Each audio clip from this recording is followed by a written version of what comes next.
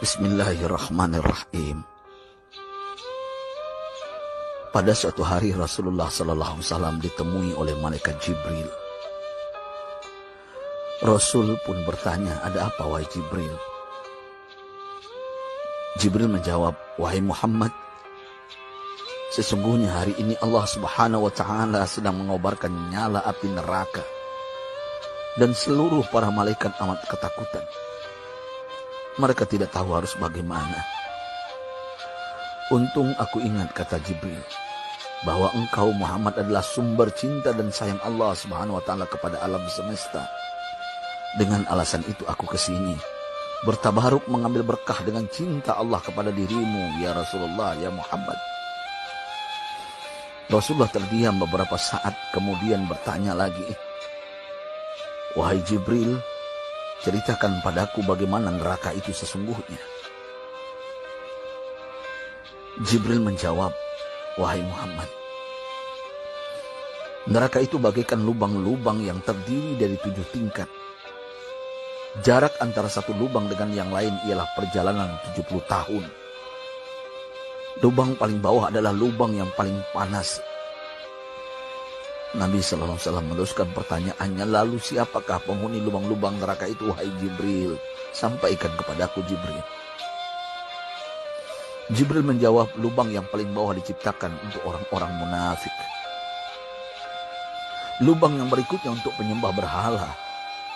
Lalu untuk penyembah bintang dan matahari."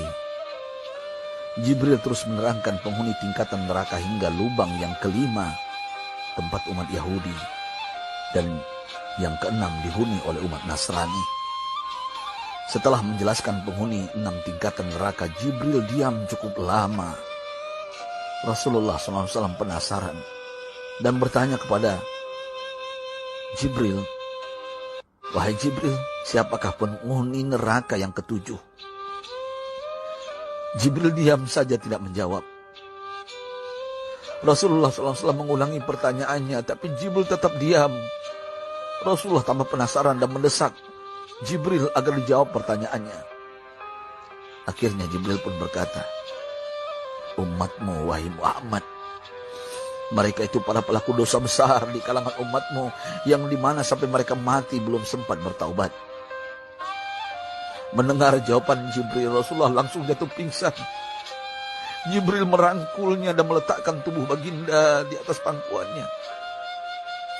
Tak berapa lama Rasulullah SAW sadar dan langsung menangis bersimbah air mata dengan terisak-isak. Rasulullah mempertegas pertanyaannya, "Wahai Jibril, apakah benar ada di antara umatku yang masuk neraka?" Jibril menjawab, "Benar, wahai Muhammad, pelaku dosa besar di antara umatmu yang belum bertaubat." Setelah itu Rasulullah menghadap kiblat dan sujud kepada Allah dalam isak tangisnya.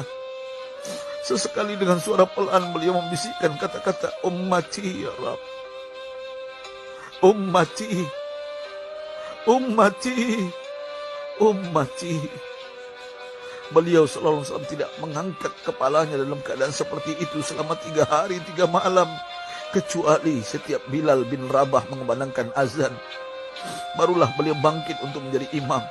Dan setelah itu kembali sujud lagi. Pada hari ketiga Abu Bakar menyadari hal ini. Beliau mengetuk pintu Rasulullah dan mengucapkan salam 3 kali, namun tidak terdengar jawaban. Abu Bakar sedih dan berseru di hadapan pintu Nabi besar Muhammad SAW, "Apakah ada jalan untuk masuk ke rumahmu ya Rasulullah?" Tetap tidak ada jawaban.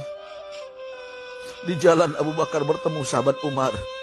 "Mengapa engkau menangis, wahai Abu Bakar?" kata Umar. Abu Bakar menceritakan keadaan Rasulullah SAW. Maka Umar pun melangkah menuju rumah Rasulullah dan terjadilah hal yang sama. Umar pun pulang dan menangis. Di jalan Umar bertemu sahabat Salman Al-Farisi. Dengan terisak Umar bercerita kepada Salman hingga membuat dia amat sedih, namun tidak berani mengulangi hal yang sama. Salman melangkah menuju rumah Fatimah radhiyallahu anha dan menceritakan hal itu. Setengah berlari Fatimah menuju rumah ayah tercinta dan mengetuk pintu sambil mengucapkan salam. Mendengar suara lembut putri tercinta, sejuklah dada Rasulullah. Beliau bangkit dari sujud dan membuka pintu. Alangkah terkejutnya Fatimah melihat Rasulullah, ayah tercinta, amat kurus dan pucat. Fatimah memeluknya lalu menangis, "Wahai ayah, apa yang terjadi? Mengapa engkau amat sedih seperti ini?" Rasulullah kembali menangis dan berkata dengan suara lirih, "Wahai Fatimah, belahan jiwaku. Bagaimana mungkin aku tidak sedih sedangkan Jibril mengatakan akan ada kelak umatku yang akan masuk neraka." Subhanallah, betapa besar cinta Rasulullah kepada kita umatnya. Sahabatku, Rasulullah mencintai kita. Antaman ma'aman ahbabta, engkau akan berkumpul dengan orang yang kau cintai. Mari kita mencintai baginda Nabi besar Muhammad SAW yang mencintai kita umat yang tidak rela kita masuk neraka. Mari kita mencintai beliau dengan berselawat. Sahabatku, sampaikan, Rasul mengajarkan kepada kita, "Man dalla ala khairin falau mislu ajri fa'ilih." Siapa yang menunjukkan kepada kebaikan, maka dia akan mendapatkan pahala seperti orang yang mengerjakannya.